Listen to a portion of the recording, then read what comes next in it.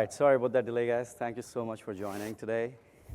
I'm Pradeep Anandapu. I'm part of the product partnerships team here at Databricks, joining Antonio. Antonio? So my name is Antonio from Technology Partnerships, Collibra.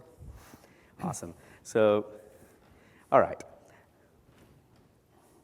That's the agenda, of course. I'm going to be talking about our partnership, and I'm going to be talking about how Collibra adds value on top of Databricks. And I'm going to introduce you guys to our product integration roadmap. It's just going to be a glimpse, and then Antonio will be talking about AI governance, and he's going to be showing a cool demo, right? So here's the current state of our partnership. We have more than 225 customers. It's a lot, and these are all really enterprise customers mostly. And Collibra has won Data Governance Partner of the Year in 2022, and they have done it again this year. Please give them a round of applause, please. Yeah, they definitely deserve that. Nice, great job. So how does Collibra add value on Databricks? I mean, you have heard about Unity Catalog, this new thing, right, Databricks. But essentially, Unity Catalog is a technical catalog, and they provide governance solution on top of Databricks and any other platform across your enterprise. So that's the high level.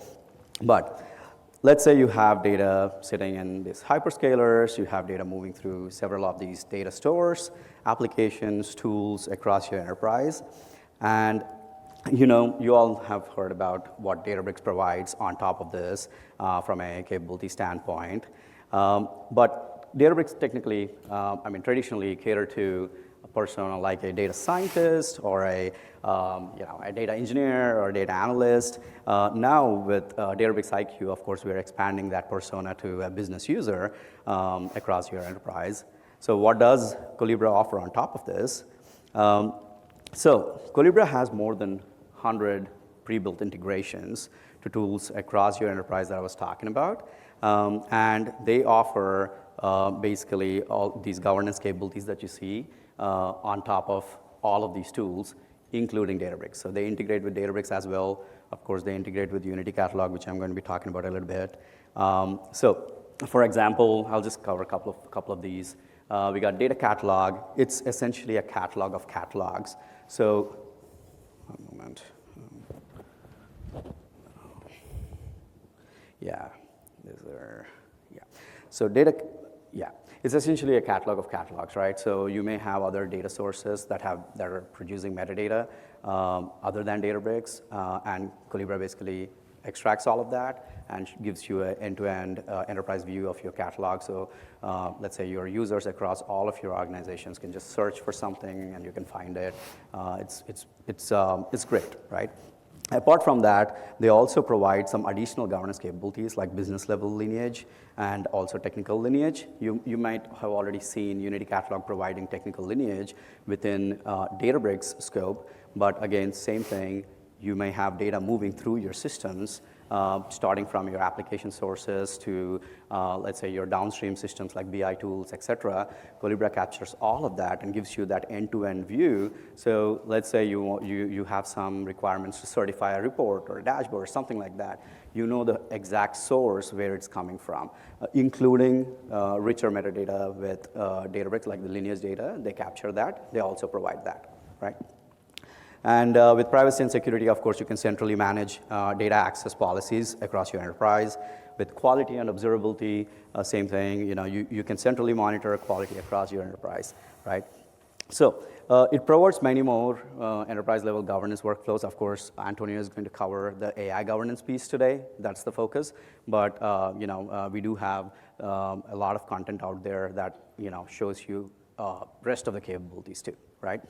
So they also enable, with all these governance workflows, a persona like a privacy manager, persona like a data steward. So let's say you have a data governance org set up in your company, then your data stewards can actually have these UI workflows on Collibra, and then they can maybe like approve things, et cetera, right? So they have a lot of workflows like that on top of this.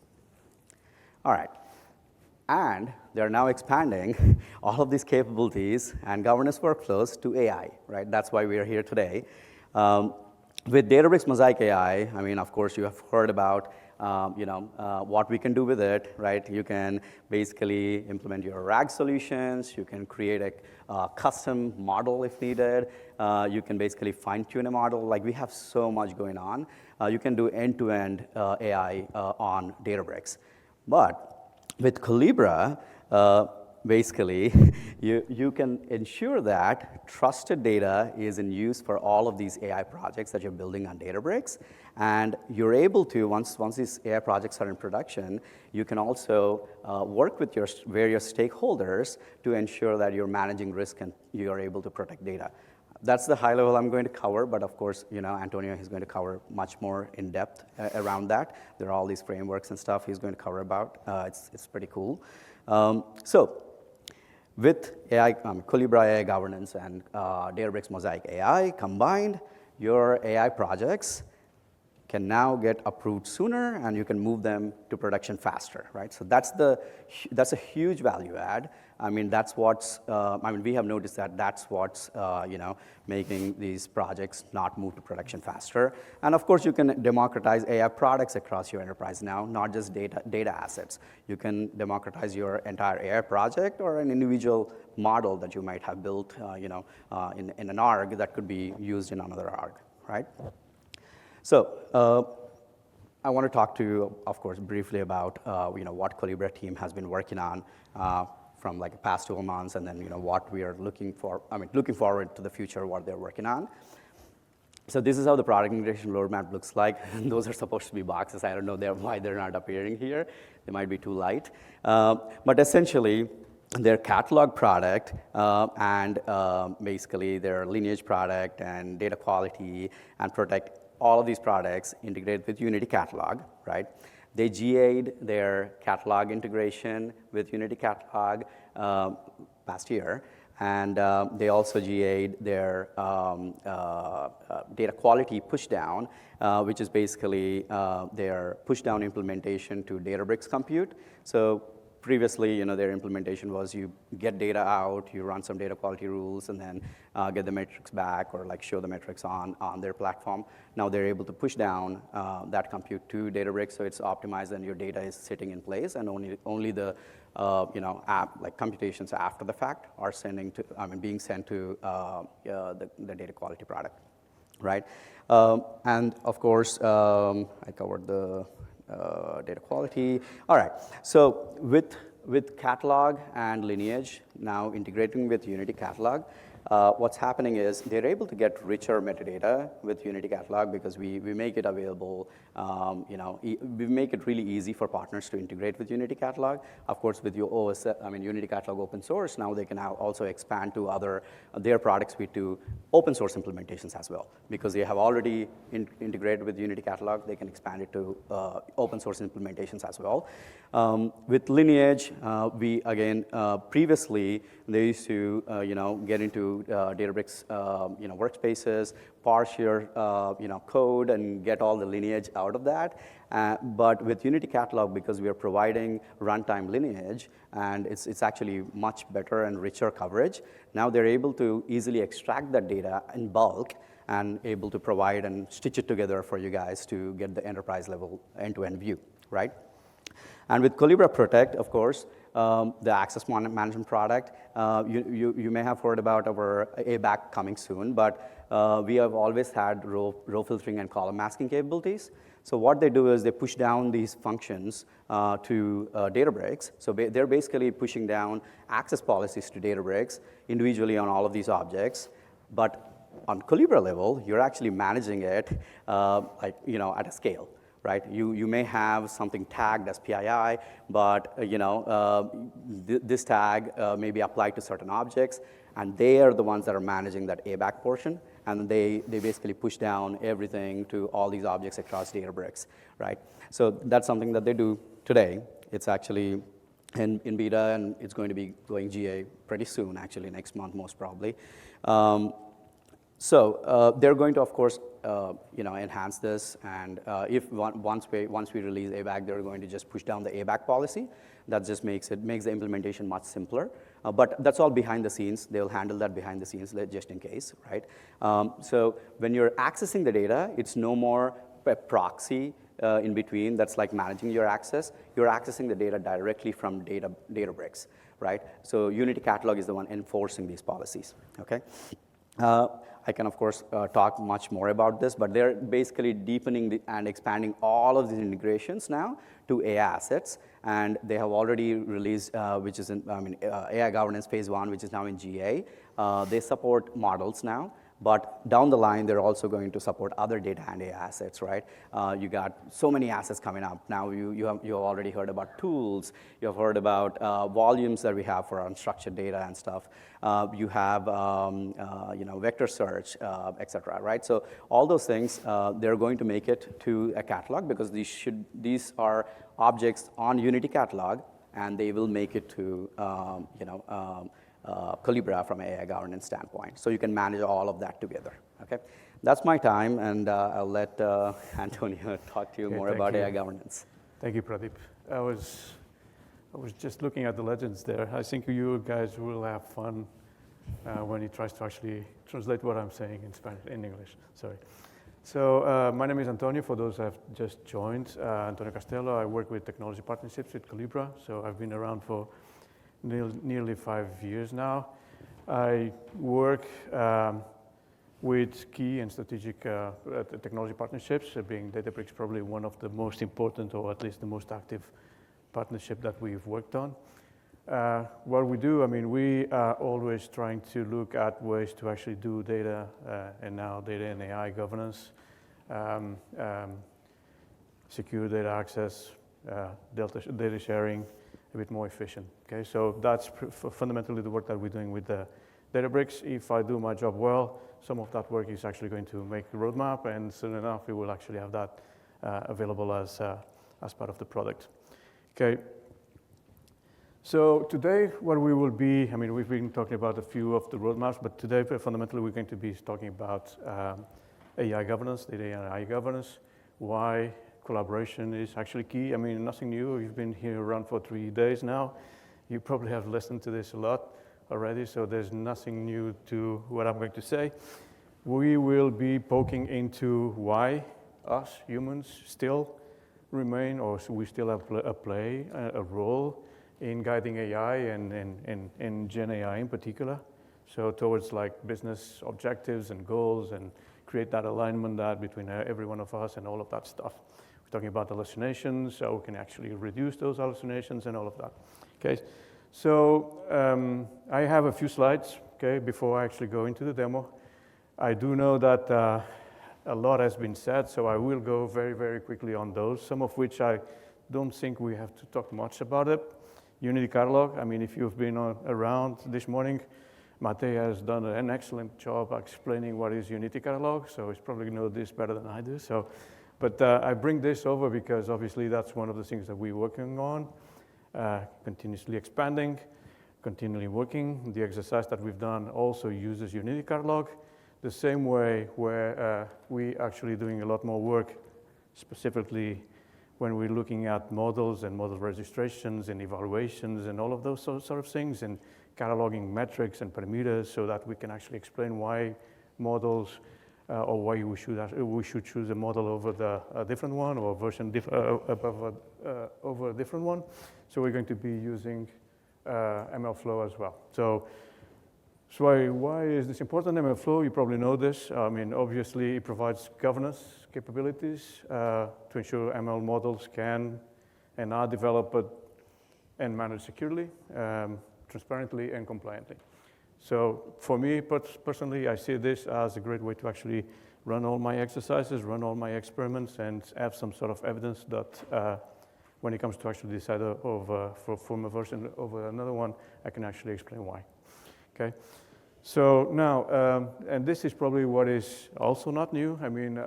We saw Mate also talk a lot about this again, and Ali as well.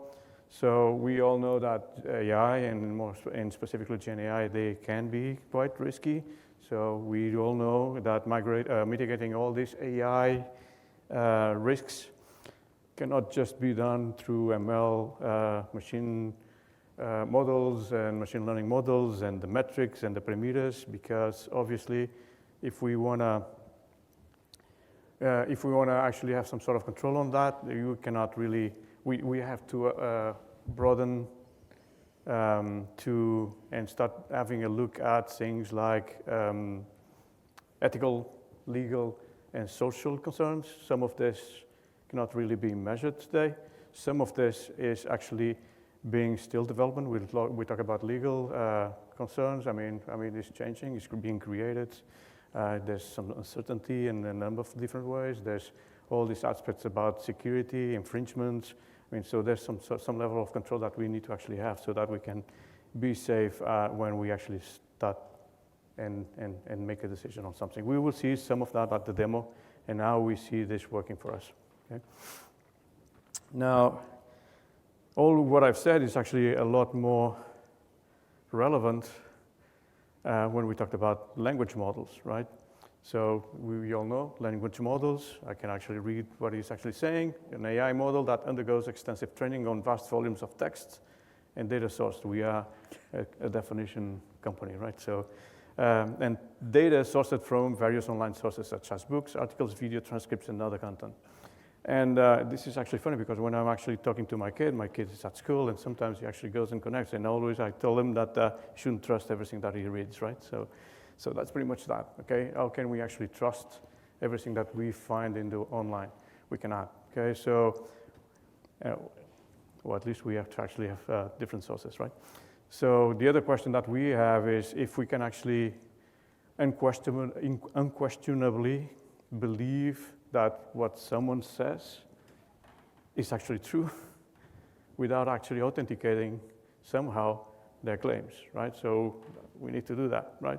So this is what it means when we're talking about hallucination and kind of bullshitting. So I have a friend, I can tell when he's bullshitting, he's still my friend, but I know exactly when that happens. With hallucinations, maybe we cannot really tell when it's actually happening, okay? So that's those sort of things. So this is all, again, strong relationships built on trust.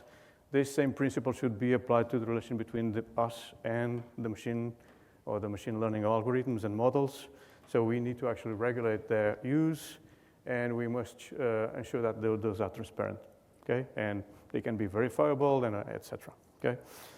Now, so this is how I would see, or I can actually understand if something is actually trying to fool me or try to actually bullshit me or actually trying to hallucinate in these particular cases. So we know that regardless all impressive capabilities of AI and in specific Gen AI, I mean, we still need to be there. We still need to be having some sort of control there. So this holds true for Gen AI. Humans are still essential to steering Gen AI towards the business goals, the objectives that have been defined. We need to actually set up or put enough control so that we can actually decide what is actually going in, what is actually expected to be out, how are we going to address the hallucinations, which again continues to be a significant challenge. Okay, sorry about that. So the way we actually see it is by bringing all these people together and collaborate on that. Okay. This leads us to, and I will talk briefly about the framework before I actually go into the demo. Okay. So this leads us to our framework. Okay, the Gen AI or the Collibra AI governance framework. It could be actually a framework that we could potentially apply to any other use cases, but that's the one that we're actually using internally for our own AI use cases as well. Okay, so the framework is just that, is a framework, it's not a recipe, it's not something that you go 1, 2, 3, and 4, and if you're going wrong with the number 3, you cannot do 4. It's nothing like that, it's just a framework that actually helps you or guides you through a number of things that you may want to actually have answers before you actually go further, okay? But nothing actually stops you from starting or addressing some of the points that we found there before the others, okay? It is true that we typically start by defining what is the use case, Okay, so what is the purpose? What is the use case? Well, we see that working, how that actually is going to benefit business in all of that.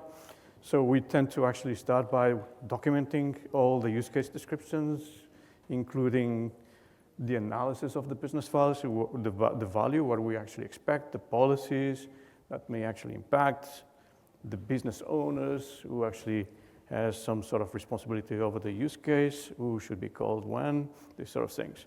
But we also, in a way, we start by outlining all the data that is required for the models, including the data that will be used as inputs, how that data is, how good that is, how the model is actually going to be trained, what is the source of data that is actually going to be used to be trained, what sort of prompts are actually going to be used to actually train those sort of models as well, and everything with respect to MLOps and bringing over any evidences that those can actually give us that can actually support the decisions that will be made later. Okay, so in specific, what I'm actually talking about here is how can I actually go to Databricks and collect all those metrics and parameters and results that I actually have running on my experiments, on my runs, and take those that which I actually find more promising and have those available in Collibra so that I can expose that to everyone else in a way that they can actually easily understand and consume.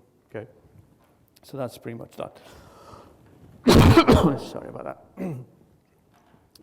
Okay, if I had to resume,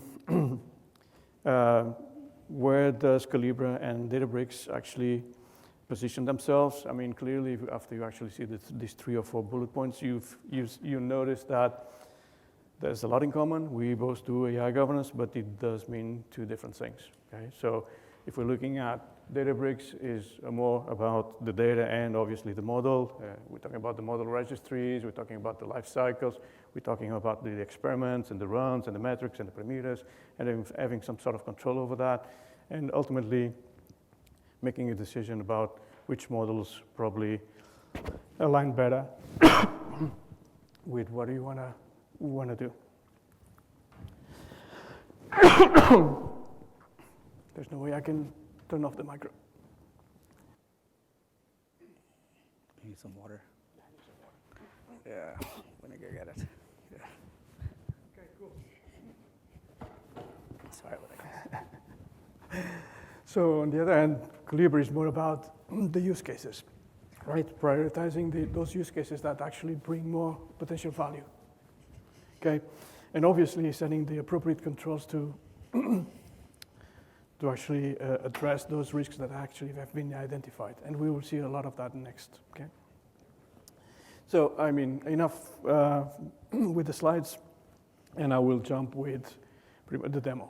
And the demo is going to be about an exercise, a simple exercise that anyone can actually understand. We have a problem, and we will show some of that. We have all these resources in Collibra, PDFs, blogs, insights, press releases, all of that stuff. And still, for me, when I actually want to run and find something about something, it is still hard to actually do that.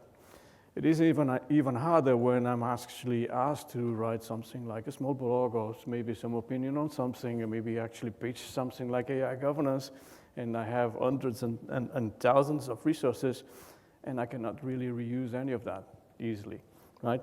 So the exercise was pretty much, okay, let's take all of that stuff and see what we can do if we actually apply something like a framework like with a RAG and with an LLM, and see how far that we can go with that, and then sort of understand what are the things, the aspects that we would like to expose, so that anyone that is going to participate in this exercise have enough information to be confident to actually take a decision. Okay? So ultimately, the exercise, or the end of the exercise will be looking somewhat like this.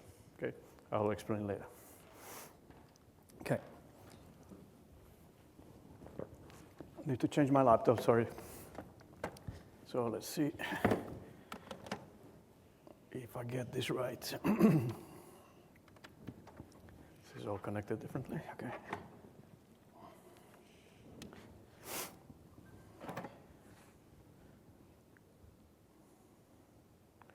can we change that?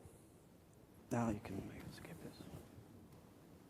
No, it's not mine. It's still the other one. Oh, that one? Yeah. And on the screen. Oh, I think that's. He needs to change that. No, it hasn't changed yet.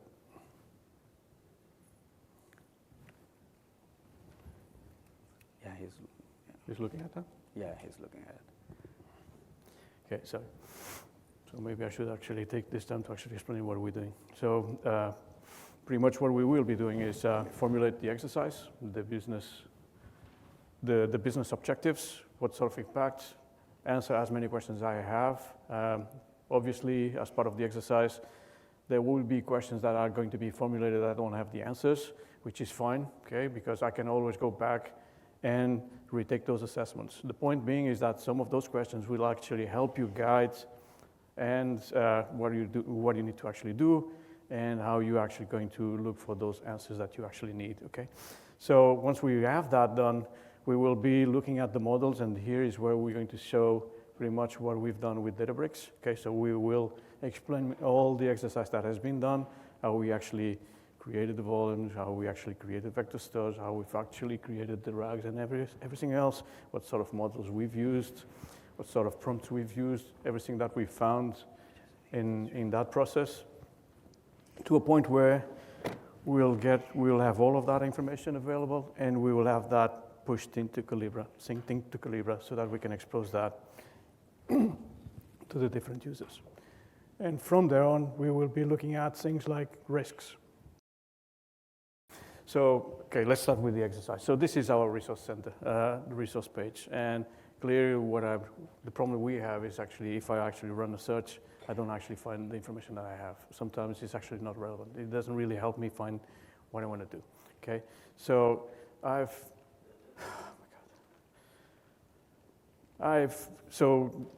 what I do, okay? Obviously, what I want to do is actually start opening a new use case, okay? And I could do easily register a new use case, give it a name, something simple, a description that explains what that use case is all about. The idea is to actually keep it simple. I'm not going to do this because I already have one available for you guys. Good thing that I actually have some pointers here, so it actually saves me some time. But once you actually create your use case, what it gives you is a number of activities or assessments that you need to actually take. Those assessments are customizable. I mean, we actually structure things in a way that you can assign those to a different team. So there's the business context of things, there's the legal aspects of things, there's the risks and controls or safeguards, then there's the data and AI. And typically, can you see it well? Right. So he's losing the colors, but that's fine. So typically the idea is that you can actually take those assessments and you actually assign those assessments to different people because you probably don't know the answers to all of it, okay? So that's the idea. In my case, in our exercise, I'm going to take them all, okay? And what I will be actually doing is explain you what happens when you don't really know all the answers to your questions and you move on, you do something else, and you go back because now you do know those answers, and you can actually retake those assessments, you can reformulate the assessments, you can build new assessments so that it actually expands the information that you have available, and you surface all of that information that you need with the use case, okay? So basically, what I'm going to pull is one that is already been done. Okay, sorry. So pretty much what it does is it starts by defining pretty much the business. If you see that, the business context, what are the business problems, what is the business value that expected, who actually is the business owner or executive. So, and then you start actually asking questions that I don't really know. What is the estimated cost? Okay, I don't know. Right now, I don't know, okay? So I would expect that later I will have enough information to go back and maybe update that assessment so that it actually gets reflected. The idea around this is not just to formulate new ideas, but it's actually an excellent way to actually document anything that you may already have, okay?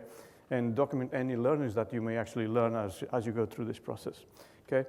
So I do have some ideas with respect to What is the impact? I cannot put a number on this, but I do know that I have about 70,000 followers in LinkedIn. If I would expect that everyone actually goes and clicks the resource page to actually find some information, whatever I do here is going to actually make the search results more relevant. So I would expect that there would be a higher number of searches, which means that people would actually stay a bit longer in the page, all of those sort of things. But I cannot really put a number. Those are my expectations. That is something that I can go and start working things out, okay?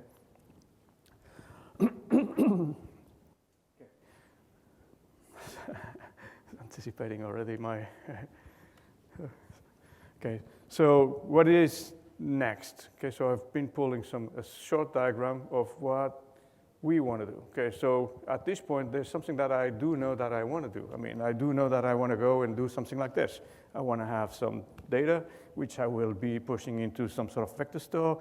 I will have some sort of retriever. I have my LLM. I don't know which LLM I'm going to use right now. So I'll probably find out that as I go to and do the experiments. But this is something that I want to do. I would like to actually keep it simple. I'm not mixing stuff with if I should do just RAG, if I should do full text. That's not the purpose of the exercise right now. The purpose of the exercise is to find out exactly everything that I actually need and how much of that is actually need to be surfaced on the use case. So what I do, I start by getting all those files that I have on my resource center and or resource page, and I push them all into a storage. Okay, in my case, I'm using S3, so I've pushed all the 300 and something documents, or whatever those are, 269. I push them all in a bucket. Why? Because then, what I want to do is to learn a bit more about those files. What exactly sort of source of information do I have that? And what I'll do is I'll just connect to the data source S3, and I tell them, hey, yeah, give me all the files that you can find on this bucket. This is something that can be done easily with Edge. For those which are familiar, it's just a connector. Okay, I'm connecting to S3, and I say, hey, give me all. And it gives me pretty much all the directors, all the buckets, all the files, all the metadata that those files can actually contain. So I have them all. Okay, so in this particular case, I see that there's a directory which has all these files.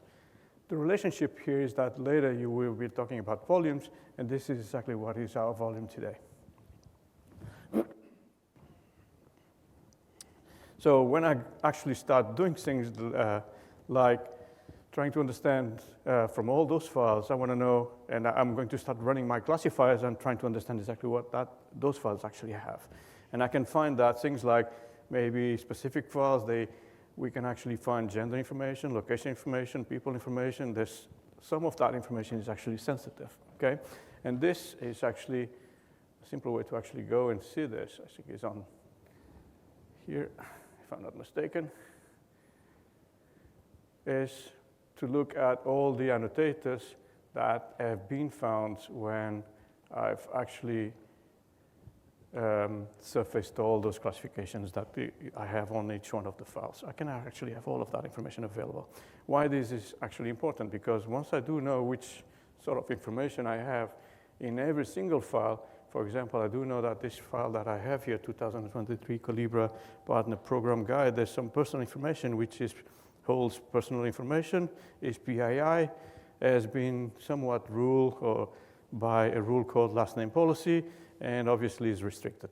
Okay, so at this point, I start to understand or ask myself what I want to do about this. Okay, I want to feed that onto my vector store.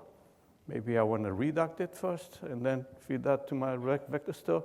So those are the sort of questions you actually have to identify, expose, and later take a decision. Okay. For the exercise, I've done nothing about it, but I've just pushed the data into my vector store, my files to my vector store as they are. Okay. Okay. So going back to the exercise that we were talking about. Next thing is once I actually have all my files, what I want to do is actually process those files in a way that I can push that into vector store so that later they can actually be retrieved. Okay. So and I do that pretty much on Databricks. On Databricks, step by step, if you want to know, what you do is you have to set up roles. okay? So, and give the permissions so that you can actually read from that S3. There's this idea of trust relationships, because obviously you need to actually grant those relationships to the Databricks account. We're going to run out of time. And then you start doing something like simple, like a pipeline, which is obviously is not going to look very much like this, but this is a simple one. So pretty much what I will do is I will create my storage credentials, I will create my external locations, I will start creating my volumes, and at that point I can actually start looking at streaming all the PDF files, dealing with the PDF files, breaking that into chunks, and then feed that onto my vector store. That's pretty much what we have here on each one of those notebooks or tasks within the job, okay, within the workflow. At some point, I want to know if this is what I have in the vector store is good enough. So I start actually doing some similarity results, see if all of that actually works well. And I have what is probably the most important thing, which is evaluating my model and how good that model is. Okay, I'm jumping because we have very little time. We're not going to be covering all of this. So to evaluate my model, what I've done is I need to actually decide what sort of questions I have to push.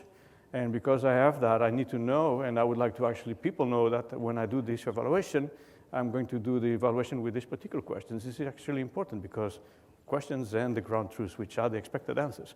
It is important because if the evaluation is totally wrong, the evaluation data set is totally wrong, the results will be totally wrong. Okay? So not just that, obviously when I'm actually doing this, I'm actually using a prompt. I mean, I use one prompt, I use a second prompt, and the results are completely wrong or different. Not wrong, but different. So I want to know exactly what sort of prompts I've actually used when I've actually done the assessments. In fact, I do know that, for example, LangChain has prompts. As LangChain up, there's, I don't know, 1,500 prompts. I may actually want to bring those into Collibra because that's an excellent way to actually expose those prompts to people so that they can understand exactly what those are and what they intend to do. And we've done that, okay? So ultimately, when I'm doing the evaluations, in my case, I've just run a few evaluations, just one exercise, simple exercise. I need to decide what sort of metrics I want, but I don't know nothing about metrics, right? So that's when you actually start reading about ragas and all of that stuff, and you decide that you need to do 4 or 5 metrics to start with, and you learn that you can actually do custom metrics, but I don't know exactly what custom metrics to build. Someone will actually tell me. What is important is that whatever I do, people that is on the other end, not on Databricks, but on the Collibra side of things, they need to understand that when I'm evaluating these metrics, and these metrics mean something, measure something in some way. So I want to expose all of that information as well. Okay? So those are things that as you go through this process, you learn that actually benefits everyone else because you are making decisions that you need to explain others later why you've done those. Okay? So that's pretty much what I've done. I've decided to use a few metrics, which you can actually see them here, like relevance, like correctness, like similarity, like faithfulness, and all of that stuff, okay? So I want to measure those. And once that's done, it actually gives me some results, okay? So I want to know those results, right? Actually, I also want to expose those results to the different users. And that's pretty much what I do. A simple way to actually do this is, well, keep it on the table. Okay, so, and then register that table or catalog that table into Collibra so that you can actually get those results as well. Okay, so that's pretty much what we've done. We've created a table where you have all the metrics, and we have created a table where we have all the predictions or results with the corresponding scores for the different metrics. So all of that information is now available to Collibra, to the Collibra users. So anyone that is actually looking for why have I chosen this model in specific? I mean, I don't necessarily need to go through the 300,000 experiments that I've run. I can actually go into Collibra and find those metrics. Again, I need to understand them. That's why we also expose on the use case those are something like business terms or KPIs or measures and explain how those actually get calculated. Okay, cool. So I had all this that I can skip now, but this is pretty much everything that has been done on Databricks. So when you do the vector stores, you get tables, you get, you actually have additional properties that you have available that we can actually expose into Collibra as well. You need to decide which ones are actually relevant. Not all of those are relevant to you. There's some aspects of lineage. Here is actually important. I know that Databricks soon enough, they will actually do more on lineage, but today they don't. So we need to understand what we want to do with the gaps. And the gaps can actually be done through having something additional in pipeline to handle those gaps. For example, right now, I don't have a dependency between the vector store and the table, or I don't have a relationship between the data set that actually has been built by or used by the model, plus the tables that are actually containing the results. So all of that information, I like to have it. I need to understand that as well. So what I've done was on the pipeline, last step of the pipeline, was to actually push all of that information. I create all the assets that we may actually need. I create all the relationships that we may actually need to explain it all. Okay? So we need to understand all of that. The models, we've talked about the models. This was actually simple. I mean, Databricks already offers a number of foundation models that we can actually use.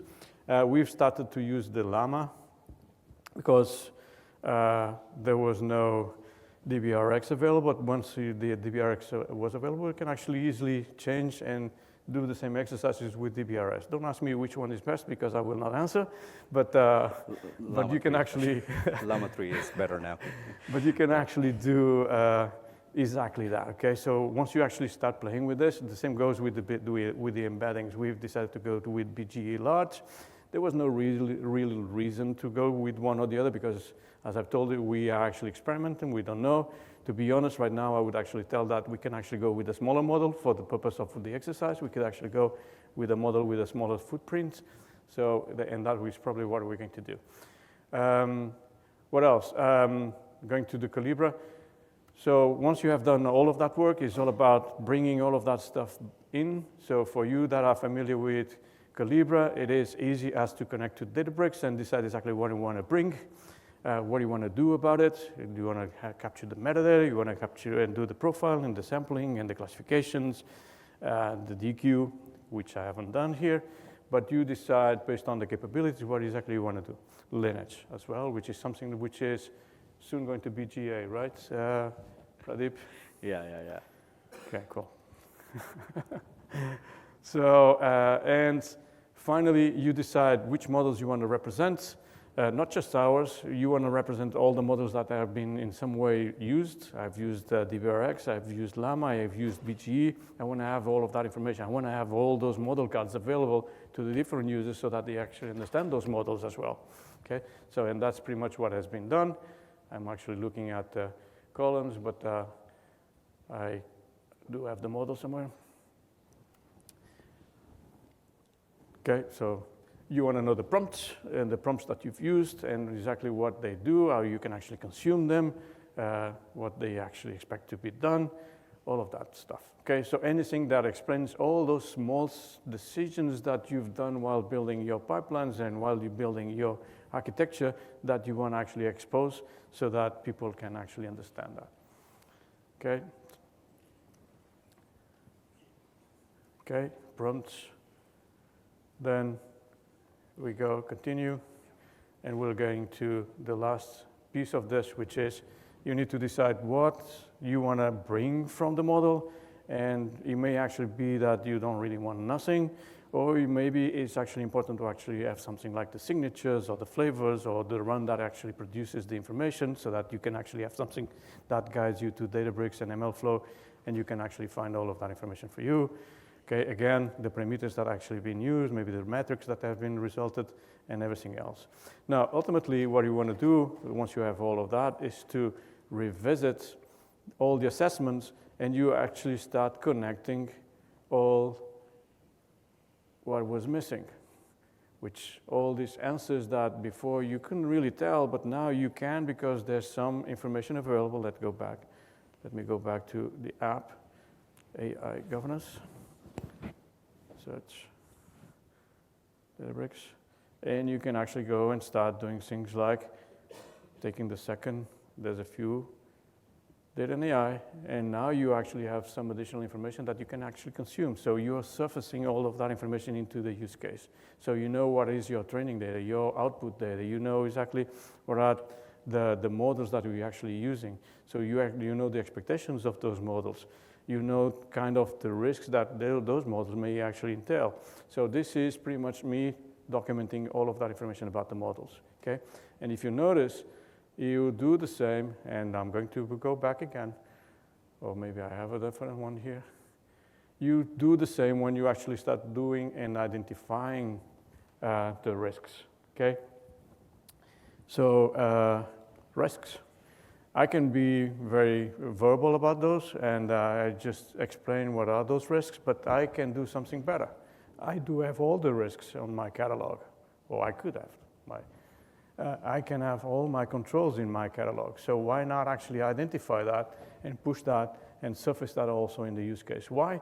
I mean, because personally, I like using diagrams to actually explain things to people. I pull a diagram, and I navigate through the diagram to the graph, and I can explain things to people in an easy way.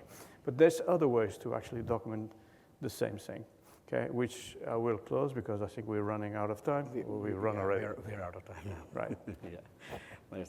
Let me jump that. We can do a summary. Okay, so let me go find that for you. Okay, so, and this I'll do that. Going back. It's faster. So when I go through all these assessments, which I did, except for the legal and ethics, you get all of that information available and surfaced in the use case, and you have something that diagram that actually explains you a bit about what the use case is all about, right? Now, for me personally, this was not enough. I mean, what do I have here? I have the use case, I have the models that I'm using, I have the folders that I'm actually using, and then I have the data sets that I've actually used to actually run the evaluation and the results. That's fine, but it's not enough. Okay, so what I've started doing is bringing all this other information that is available. Okay, and what can that be? I mean, I want to know about the risks. Okay, and when I do know the risks, and if I can continue exploring all of that, I have all the controls that needs to actually be in place. And if I have the controls, I may actually have also, I'm not sure if I actually have in all of them, but I can actually explore all the remediation plans that to resolve those risks or to address those risks. So I can have all of that stuff, and when I actually exposing this to someone explaining, I can actually show that this is all sort of worked out, okay? May not be ideal, may not be perfect, you may actually have to revisit some of that, but you have all of this. And finally, and not least, is that I may actually have it all, because if I'm actually feeding files into my use case, I may actually want to know exactly what goes into that use case, because this tells me how critical, how relevant, how restricted public or private those can actually be, so I understand exactly what those risks are. In fact, that actually tells me that I may actually be missing risks that I should be accounting for. So this is the idea. The idea is to actually go have an app that actually guides you through the process. You have questions that you don't know how to answer, but the point is that you know who to actually ask those questions. If those are not really relevant, you can accommodate the assessment so that it works for you. You can build new assessments so that it actually surfaces additional information. You can actually make all of that information available either in the assessments themselves or surfaced in the use case, push that on a diagram, or like I like it, why not? Sometimes it's actually easier to actually publish that on a notebook and have that notebook somewhere on my marketplace, okay, so that I can actually see, and I'm going to the asset details, and I'm closing here now because we've run out of time, and I'm really sorry about that. Okay, so I have my notebooks, which is another excellent way to actually document things and point people to those assets or links, whatever you want to call it, that actually helps explain things a bit further. And with that, I'm done. All right, awesome.